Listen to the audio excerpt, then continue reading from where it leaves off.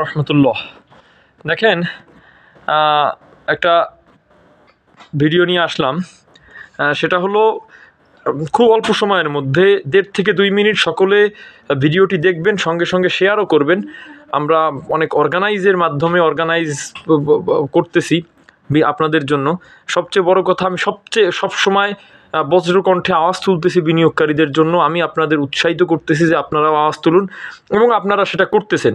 দেখেন, আজকে পদত্যাগের একটা নিউজ আসছিল রাশেদ মাকসুদ সাহেবের।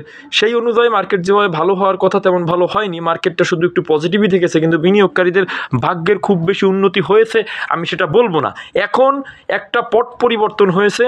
এখন একটা জালেম সরকার গিয়েছে, একটা স্বৈরাচার ফ্যাসিস্ট দেশ থেকে বিদায় নিয়েছে। এই সংস্কার 4 মাস সময় লেগেছে সংস্কারের। আইসিবি টাকা পেয়েছে, অনেক ভালো নিউজ, এভিডেন্স বাড়তেছে, সব কিছু ভালো হচ্ছে।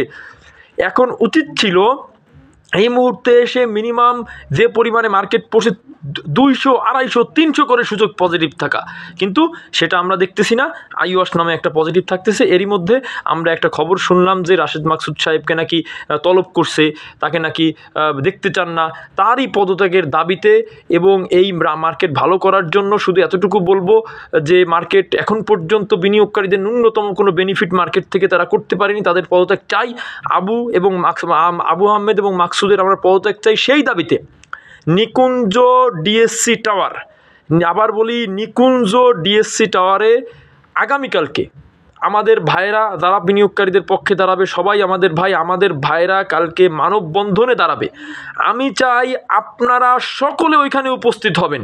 এবং আপনারা অলরেডি হয়তোবা আপনারা জেনে গিয়েছেন, আমাদের ভাইরা যারা অর্গানাইজ করতেছে, বিভিন্ন সময় আমরা একসঙ্গে আন্দোলন করেছি, আগারগাঁওতে একসঙ্গে আন্দোলন করেছি, মতিঝিলে একসঙ্গে আন্দোলন করেছি, আমাদের মধ্যে কোনো বিভেদ নেই।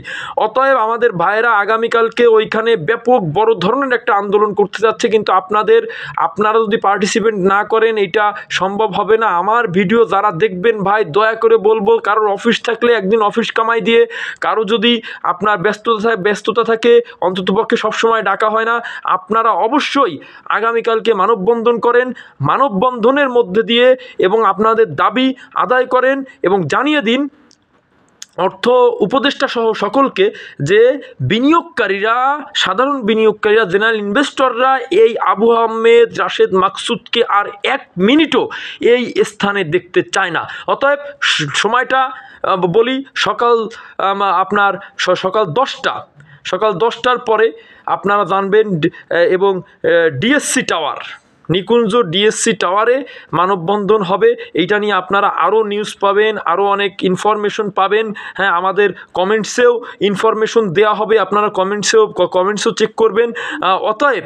অতএব পরিষ্কার কথা হলো যে নিকুঞ্জয় আগামীকালকের যে মানববন্ধন, এইটা অবশ্যই আমাদের সফল করতেই হবে। এই জন্য আপনাদের দাওয়াত দিয়ে রাখলাম। আপনারা আরও আপডেট পাবেন, কিন্তু সকলের কাছে অনুরোধ জানাই আপনারা সকলে ওইখানে উপস্থিত হবেন। আসসালামু আলাইকুম রহমতুল্লাহ।